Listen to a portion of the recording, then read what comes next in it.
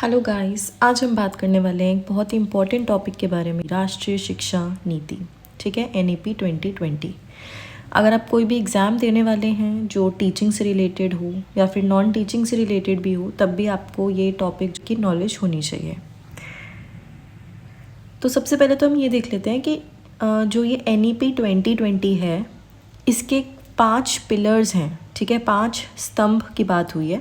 पहला है समानता। समानता यानी सबको इक्वल राइट्स मिलने चाहिए, सबको इक्वली हमें ट्रीट करना है। फिर गुणवत्ता, फिर पहुंच, जवाबदेही और सस्तेपन। इक्विटी, क्वालिटी, एक्सेसिबिलिटी, अकाउंटेबिलिटी और अफोर्डेबिलिटी। ठीक है, इक्विटी यानी इक्वल अपॉर्चुनिटी मिलनी चाहिए, क्वालिटी यानी बहुत ही अच्छी क्वालिटी की एजुकेशन मिलनी चाहिए बच्चों को, एक्सेसिबिलिटी यानी सबके लिए एजुकेशन ओपन होनी चाहिए। ठीक है, एजुकेशन फॉर ऑल, हम किसी को भी मना नहीं करेंगे एजुकेशन के लिए।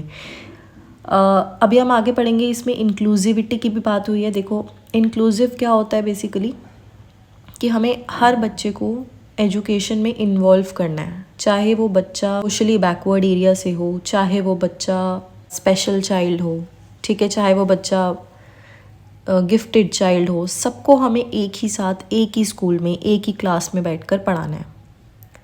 अकाउंटेबिलिटी, अकाउंटेबिलिटी यानी जो स्कूल है वो अकाउंटेबल हो, ठीक है, वो जवाबदेही हो गवर्नमेंट को। दूसरा अफोर्डेबिलिटी, अफोर्डेबिलिटी यानी बहुत ही लो कॉस्ट में हर किसी को एजुकेशन हमें प्रोवाइड करवानी है, कोई भी एक्स्ट्रा फालतू के चार्जेस जो हैं वो हमें नहीं लगाने हैं।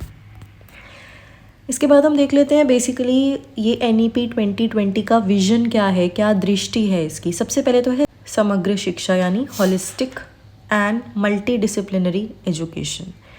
इसमें क्या करना है, हमने बच्चे का ना पूरी तरीके से विकास करना है, चाहे उसका वो फिज़िकल डेवलपमेंट हो, चाहे मेंटल डेवलपमेंट हो, चाहे सोशल हो, चाहे इमोशनल हो, हर तरीके से हमें बच्चे को एक ऑलराउंडर बनाना है, उसकी होलिस्टिक डेवलपमेंट करनी है। Equity and inclusion for all, मैंने आपको समझा दिया कि हर किसी के लिए ये ओपन होनी चाहिए एजुकेशन। और सबसे इम्पॉर्टेंट चीज़, 21st सेंचुरी स्किल्स जो हैं वो बच्चों में आनी चाहिए और इनोवेशन बच्चों में आनी चाहिए। ठीक है, 21वीं सदी के जो कौशल हैं वो बहुत ज़रूरी है कि वो बच्चों में आएँ। स्कूल एजुकेशन की बात करें तो 5+3+3+4 का स्ट्रक्चर फॉलो होगा, यानी पहले 5 साल जो हैं वो आंगनवाड़ी, नर्सरी, इससे लेकर 2nd क्लास तक। ठीक है, उसके बाद बाकी जो 3 साल होंगे वो होंगे आपके 3rd से 5th class, 3rd, 4th, 5th। उसके बाद जो 3 साल होंगे वो होंगे 6th, 7th, 8th। और उसके बाद जो 4 साल हैं वो है 9th, 10th, 11th और 12th। ठीक है, जितनी इससे पहले राष्ट्रीय शिक्षा नीतियाँ आई हैं, जो कि 1968 में आई थी, 1986 में आई थी, ठीक, 1992 में भी आई थी, उन सब में जो है 10+2 की ही बातें थी। ठीक है, जो ये बेसिकली RT में भी जो बात हुई थी वो 6 से 14 साल के बच्चों की हुई थी, यानी 3 से 6 साल के जो बच्चे हैं, और दूसरा 14 से 18 साल के जो बच्चे हैं, उनको कभी उनके बारे में जो है कभी कोई पॉलिसी में बात नहीं हुई है। तो NEP 2020 में उन्हीं की बात पर ज़्यादा फोकस डाला गया है। ठीक है, तो ये जो सबसे पहले के 5 साल हैं 5+3+3+4 में, वो अर्ली चाइल्डहुड केयर एजुकेशन, जिसको हम ECCE भी बोलते हैं, 3 साल से 8 साल के बच्चों के ऊपर इसमें फोकस किया गया। ठीक है, उसके बाद experiential and activity based learning, बच्चों को एक्टिविटी के थ्रू पढ़ाई करवानी है। ठीक है, उनको एक्सपीरियंस करवाना है, रियल लाइफ एक्सपीरियंस करवाना है उनको, ताकि वो प्रैक्टिकली उन चीज़ों को यूज़ कर सके अपनी लाइफ में। नो रिजिड सेपरेशन, बहुत इंपॉर्टेंट चीज़ ये है कि जैसे पहले हमारे 11th 12th में स्ट्रीम्स होती थी कि हम आर्ट्स लेंगे या साइंस लेंगे या फिर कॉमर्स लेंगे, तो अब ऐसा कुछ भी सेपरेशन नहीं होगा। ठीक है, कोई विभाजन, ऐसा कठोर विभाजन नहीं होगा। अगर एक बच्चा साइंस लेते हुए साइकोलॉजी पढ़ना चाहता है या हिस्ट्री पढ़ना चाहता है तो वो पढ़ सकता है, वो अपने कॉम्बिनेशन जो है वो खुद बना सकता है, उसको क्या क्या पढ़ना है। ठीक है, उसके बाद इसमें फाउंडेशनल लिटरेसी और न्यूमरेसी की बात हुई है कि जो 3rd क्लास तक बच्चा है उसको बेसिक रीडिंग आनी चाहिए। ठीक है, बेसिक नंबर्स का ज्ञान होना चाहिए, ये सब बेसिक जो चीज़ें हैं वो उसको 3rd क्लास तक आनी चाहिए।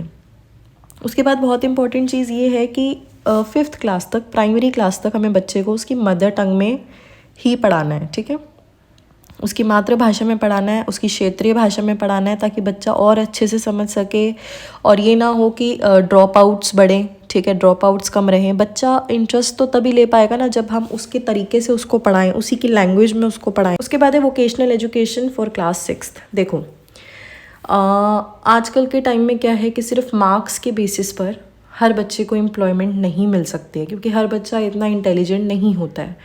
तो ऐसा बोला गया है इस पॉलिसी में कि 6th क्लास से ही बच्चों को वोकेशनल एजुकेशन सिखानी है, यानी कोई स्किल बेस्ड काम सिखाना है, जिसमें पॉटरी हो सकती है, ठीक है, कोई भी ऐसा काम जिससे वो आगे जाकर कुछ कमा सके। अगर वो पढ़ाई के बेसिस पर आगे नहीं जा रहा है या फिर कुछ एजुकेशनल फील्ड में कुछ नहीं कर रहा है, तो कम से कम उसके हाथ में वो स्किल हो कि वो कुछ कर सके, आगे जाकर पैसा कमा सके, ठीक है। तो मतलब अनएम्प्लॉयमेंट जो है वो कम करने के लिए ये सोच कर ऐसा बोला गया है कि 6th क्लास से वोकेशनल एजुकेशन भी करवानी है, ठीक है, व्यावसायिक शिक्षा।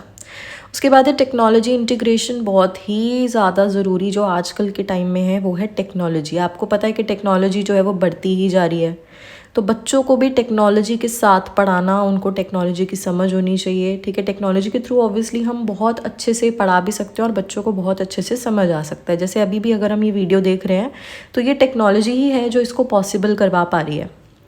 Flexible and multi disciplinary learning, multi disciplinary यानी बहुविषयक शिक्षा, कि हम बहुत सारे टॉपिक्स को इंटीग्रेट करके पढ़ाएं।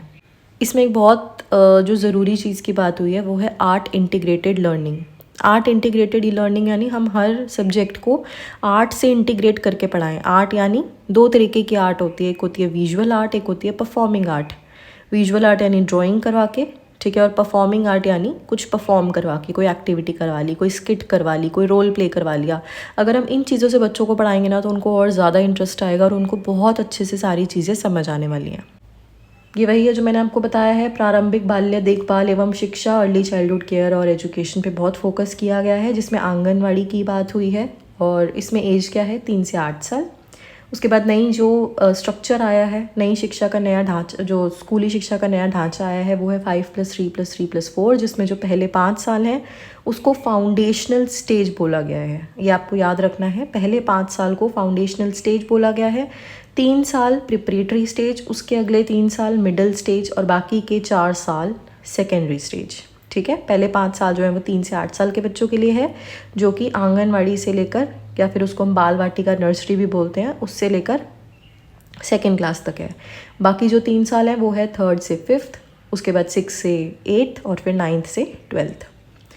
मदर टंग में पढ़ाना है, लोकल लैंग्वेज, ठीक है। वैसे तो बोला है कि 5th तक तो पढ़ाना ही पढ़ाना है मदर टंग में, बट अगर हो सके तो 8वीं क्लास तक भी आप उनकी लोकल लैंग्वेज को यूज़ करके पढ़ाओ ताकि उनको अच्छे से समझ आए। रिफॉर्म्स करे हैं हायर एजुकेशन में, 4 साल का अंडर ग्रेजुएट प्रोग्राम होगा, मल्टी डिसिप्लिनरी यूनिवर्सिटीज़ होंगी, स्किल और वोकेशनल एजुकेशन पे फोकस होगा। असेसमेंट में रिफॉर्म्स हुए हैं कि आप बच्चों का असेसमेंट कैसे करोगे, लेस रोट, यानी जो रोट लर्निंग होती थी पहले कि रटवाना है बस बच्चों को, वो चीज़ बिल्कुल ख़त्म कर दी है। अब जब क्वेश्चन पेपर्स भी बनेंगे ना तो ऐसे बनेंगे कि क्वेश्चंस जो हैं वो समझ के करने वाले होंगे। अगर आपको कॉन्सेप्ट क्लियर नहीं होगा तो आप वो क्वेश्चन कर ही नहीं पाओगे। तो रट्टे वाला सारी चीज़ें ख़त्म हो चुकी हैं कि आप डेफिनेशन को रट के याद कर रहे हो, वो सब नहीं करना है, ठीक है। ज़्यादा कॉम्पिटेंसी बेस्ड इवैल्यूएशन होगी कि बच्चे की समझ कितनी है।